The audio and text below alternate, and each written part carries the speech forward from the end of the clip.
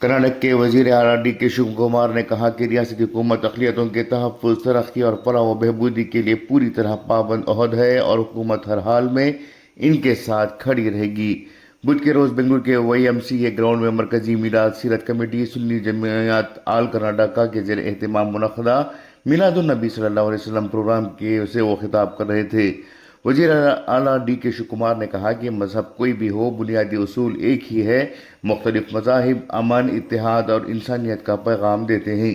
उन्होंने कहा कि इंसान जब दुनिया में आना है तो वो अपनी ज़ात या मज़हब का इंतखाब करके नहीं आता। किसी भी मज़हब की तालीम दूसरों को तकलीफ पहुँचाने की नहीं, बल्कि अमन, भाईचारे और हम आहंगी कायम करने की है। वज़ीर आला ने कहा कि पैगम्बर हज़रत मोहम्मद मुस्तफ़ा सल्लल्लाहु अलैहि वसल्लम की यौम विलादत के मौके पर हम इनकी तालीमात और पैगामात को याद कर रहे हैं।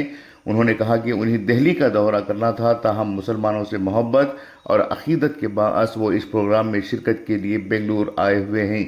वज़ीर आला ने मज़ीद कहा कि मुसलमान अमन पसंद कौम हैं और वो रियासत में अमन व भाईचारे के क़याम में अहम किरदार अदा कर रहे हैं। उन्होंने मीलादुन्नबी के मौके पर अवाम को मुबारकबाद भी पेश की। वज़ीर आला ने कहा कि कर्नाटक में कांग्रेस हुकूमत तमाम तबक़ात को मसावी नज़र से देख रही है और सबको साथ लेकर चलने की पॉलिसी पर अमल पैरा है। हुकूमत समाजी इंसाफ, अमन और हम आहंगी के तहफ़्फ़ुज़ के लिए पुरअज़्म है। डी.के. शिव कुमार ने मजीद कहा कि अक़लियतों की तरक्की के लिए बजट में फ़ंड्स मुख्तस करके मुख्तलिफ फलाही प्रोग्राम्स नाफिज किए जा रहे हैं। उन्होंने वाज़ेह किया कि अवाम के ताउन से मजबूत हुकूमत कायम हुई है और कांग्रेस हुकूमत ने पहली मरतबा इस बरादरी को कानून साज कौंसिल के चेयरमैन का ओहदा, 3 वजारती ओहदे और मुतअद्दिद सरकारी कारपोरेशंस के चेयरमैन के ओहदे फराहम किए हैं। उन्होंने यकीन दिलाया कि हुकूमत अक़लियतों की तरक्की, तहफ़्फ़ुज़ और फलाह के लिए आइंदा भी संजीदगी के साथ काम करती रहेगी। ब्यूरो रिपोर्ट, इनकलाब न्यूज़, बेंगलुरु। अस्सलामुअलैकुम। ಯಾವ ಧರ್ಮದಲ್ಲೂ ಕೂಡ ಯಾರಿಗೂ ತೊಂದರೆ ಮಾಡಬೇಕು ಅಂತ ಹೇಳಿ ಯಾವ ಧರ್ಮದಲ್ಲೂ ಕೂಡ ಇಲ್ಲ. ಎಲ್ಲ ಧರ್ಮದ ಗುರುಗಳು ಕೂಡ ಇವತ್ತು ಪ್ರಪಂಚದಲ್ಲಿ ಶಾಂತಿ ನೆಲೆಸಬೇಕು, ದೇಶದಲ್ಲಿ ಐಕ್ಯತೆ ಇರಬೇಕು, ಸಮಗ್ರತೆ ಇರಬೇಕು ಅಂತ ಹೇಳಿ ಸಾರಿ ಹೋಗಿದ್ದಾರೆ. ನಾವು ಕೂಡ ಇವತ್ತೇನು ಒಂದು ಹುಟ್ಟುಹಬ್ಬವನ್ನ ಧರ್ಮದ ಗುರುಗಳ ಹುಟ್ಟುಹಬ್ಬವನ್ನು ಆಚರಣೆ ಮಾಡ್ತಾ ಇದ್ದೇವೆ. ಅವರು ಕೂಡ ಎಲ್ಲರಿಗೂ ಕೂಡ ನೆಮ್ಮದಿ ಶಾಂತಿ ಸಿಗಲಿ ಅಂತೇಳಿ ಸಾರಿಸಿ ಎಲ್ಲರೂ ಕೂಡ ಐಕ್ಯತೆಯಿಂದ ಬದುಕಬೇಕು, ಶಾಂತಿಯ ತೋಟ ಇಲ್ಲಿ ನೆಲೆದಿರಬೇಕು ಅಂತ ಹೇಳಿ ಮಾರ್ಗದರ್ಶನ ಕೊಟ್ಟದ್ದನ್ನ ಈಗಾಗಲೇ ನಮ್ಮ ಮಂತ್ರಿಗಳ ಸೋದರಿಗಳು ಖಾದರ್ ಅವರು ತಿಳಿಸಿದ್ದಾರೆ.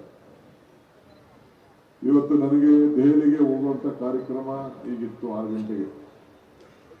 ಆದರೆ ಈ ಕಾರ್ಯಕ್ರಮಕ್ಕೆ ಬಂದು ಹೋಗಲೇಬೇಕು ಅಂತ ಹೇಳಿ ನನ್ನ ಸಹೋದರಿಗಳೆಲ್ಲ ಮತ್ತು ನಮ್ಮ ಹರೀಶ್ ಅವರು ಕೂಡ ಬಂದು ಕಾಯ್ಕೊಂಡಿದ್ದು, ಎಲ್ಲಿ ಹೋಗ್ಬಿಡ್ತೀನೋ ಅಂತೇಳಿ ಕರ್ಕೊಂಡು ಇಲ್ಲಿಗೆ ಬಂದರು. ಸೊ ಬಹಳ ಪ್ರೀತಿಯಿಂದ ಅಭಿಮಾನಪೂರ್ವಕವಾಗಿ ಬಂದಿದ್ದೇನೆ. ನೀವೆಲ್ಲ ಯಾವಾಗಲೂ ಕೂಡ ಶಾಂತಿಯನ್ನ ಕಾಪಾಡುವಂತ ಜನ. ಇವತ್ತು ನಾನು ಸರ್ಕಾರದೊಬ್ಬ ಮುಖ್ಯ ಪ್ರತಿನಿಧಿಯಾಗಿ, ಮುಖ್ಯಮಂತ್ರಿಯಾಗಿ ನಿಮ್ಮೆಲ್ಲರೂ ಕೂಡ ಈ ಶುಭ ಸಂದರ್ಭದಲ್ಲಿ ನಿಮ್ಮೆಲ್ಲರೂ ಕೂಡ ಶುಭಾಶಯನ ತಿಳಿಸಿ, ತಾವು ಯಾವಾಗಲೂ ಕೂಡ ಶಾಂತಿ ಪ್ರಿಯರು, ಶಾಂತಿ ಕಾಪಾಡೋರು, ನಿಮ್ಮ ಜೊತೆಲಿ ಯಾವಾಗಲೂ ಕೂಡ ಕಷ್ಟಕ್ಕೆ ಸುಖಕ್ಕೆ ನಿಮ್ಮ ಬದುಕಿನಲ್ಲಿ ಬದಲಾವಣೆಗೆ ನಮ್ಮ ಸರ್ಕಾರ ಯಾವಾಗಲೂ ಇದೆ ಅಂತ ಹೇಳಲಿಕ್ಕೆ ನಾನು ಇಲ್ಲಿಗೆ ಬಂದಿದ್ದೇನೆ. ಇವತ್ತು ನೀವೆಲ್ಲ ಈ ದೇಶದಲ್ಲಿ ಬಹಳ ಕಷ್ಟದಲ್ಲಿ ಅನೇಕರು ಸಮಸ್ಯೆಗಳ ಮಧ್ಯೆ ಚರ್ಚೆ ಮಾಡ್ತಾ ಇದ್ದೀವಿ. ಆದರೆ ಈ ರಾಜ್ಯದಲ್ಲಿ ಒಂದು ಕಾಂಗ್ರೆಸ್ ಸರ್ಕಾರ ಇದೆ. ಎಲ್ಲರೂ ಕೂಡ ಸಮಾನತೆಯಿಂದ ನೋಡುವಂತ ಒಂದು ಸರ್ಕಾರ. ಎಲ್ಲ ಧರ್ಮ, ಎಲ್ಲ ಜಾತಿ ಕೂಡ ಒಗ್ಗಟ್ಟಿನಿಂದ ತೆಗೆದುಕೊಂಡು ಹೋಗುವಂತ ಸರ್ಕಾರ ಇವತ್ತಿದೆ ಅನ್ನೋದನ್ನ ನಾವು ಯಾವಾಗಲೂ ಕೂಡ ಧೈರ್ಯವಾಗಿ ಇರಬೇಕು. ತಮ್ಮ ಅಭಿವೃದ್ಧಿಗೆ, ತಮ್ಮ ಮಕ್ಕಳ ಅಭಿವೃದ್ಧಿಗೆ, ಶಿಕ್ಷಣಕ್ಕೆ, ಈ ಸಾಮಾಜಿಕವಾದ ನ್ಯಾಯವನ್ನು ಒದಗಿಸಿಕೊಡ್ಲಿಕ್ಕೆ, ಶಾಂತಿ ಪಾಲನೆ ಮಾಡಲಿಕ್ಕೆ ನಮ್ಮ ಸರ್ಕಾರ ಬದ್ಧವಾಗಿದೆ. ಏನು ಸರ್ಕಾರದಲ್ಲೂ ಕೂಡ ನಿಮ್ಮ ಸಮುದಾಯದ ಮೈನಾರಿಟೀಸ್ಗೋಸ್ಕರ ಅತಿ ಹೆಚ್ಚು ಹಣವನ್ನು ಇಟ್ಟು ತಮ್ಮ ಬದುಕಿನಲ್ಲಿ ಒಂದು ಬದಲಾವಣೆ ತರಲಿಕ್ಕೆ ನಾವು ಸದಾ ಸಿದ್ಧವಾಗಿದ್ದೇವೆ. ತಮ್ಮ ಶಾಶ್ವತವಾದಂಥ ಏನು ವಿವಿಧ ಕಾರ್ಯಕ್ರಮಗಳು, ಧರ್ಮದ ಮಾರ್ಗದರ್ಶಿಗಳು ಕೂಡ ಎಲ್ಲ ಇದ್ದಾರೆ. ನಿಮ್ಮೆಲ್ಲರ ಸಹಕಾರದಿಂದ ನಮ್ಮ ಸರ್ಕಾರ ಕೂಡ ಬಹಳ ಬಲಿಷ್ಠವಾಗಿ ಎಲ್ಲ ಸಂದರ್ಭದಲ್ಲೂ ಕೂಡ ನೀವು ಸಹಾಯವನ್ನು ಮಾಡಿಕೊಂಡು ನೀವು ಬಂದಿದ್ದೀರಿ. ನಾವು ಕೂಡ ನಮ್ಮ ಸರ್ಕಾರದಲ್ಲಿ ಯಾವಾಗಲೂ ಇಬ್ಬರು ಮಾತ್ರ ಮಂತ್ರಿ ಮಾಡೋಂಥ ಒಂದು ಸಂದರ್ಭ ಇತ್ತು. ಆದರೆ ಈ ಬಾರಿ ಒಂದು ಕೌನ್ಸಿಲ್ನಲ್ಲಿ ಚೇರ್ಮನ್ ಮತ್ತು 3 ಸಂಪುಟದ ಸಚಿವರನ್ನಾಗಿ ಇವತ್ತು ನಾವು ಮಾಡಿದ್ದೇವೆ. ಒಂದು 15-16 ಜನ ಅನೇಕ ಬೋರ್ಡ್ ಕಾರ್ಪೊರೇಷನ್ ಕೂಡ ನಾವು ಚೇರ್ಮನ್ಗಳನ್ನು ಮಾಡಿದಂಥ ಇತಿಹಾಸ ಹಿಂದೆ ಯಾವೂ ಕೂಡ ಇರಲಿಲ್ಲ. ಈ ಬಾರಿ ಆ ತೀರ್ಮಾನವನ್ನು ತೆಗೆದುಕೊಂಡು ನಾವು ಮಾಡಿದ್ದೇವೆ. ಅಂದರೆ ಅನೇಕ ನಾಯಕರುಗಳನ್ನು ನಿಮಗೆ ಸೇವೆಯನ್ನು ಮಾಡಲಿಕ್ಕೆ ಅವಕಾಶ ಮಾಡಿಕೊಟ್ಟಿದ್ದೇವೆ. ಅವರು ಈ ಸಂದರ್ಭದಲ್ಲಿ ಎಲ್ಲರೂ ಕೂಡ ನಮ್ಮ ಸಮಾಜದ ನಾಯಕರುಗಳು ಅಂತ ಏನು ಮುಂದೆ ಬಂದಿದ್ದಾರೆ, ಅವರೆಲ್ಲ ಸಂದರ್ಭದಲ್ಲೂ ಕೂಡ ನಿಮ್ಮ ಸೇವೆಯನ್ನು ಮಾಡಬೇಕು. ನಾನು ಈ ಒಂದು ಕಾರ್ಯಕ್ರಮದ ಆರ್ಗನೈಸರ್ಸ್ಗೆ, ಸಂಘಟನೆಗಾರರಿಗೆ ಈ ಸಂದರ್ಭದಲ್ಲಿ ನಾನು ಅಭಿನಂದಿಸ್ತೇನೆ.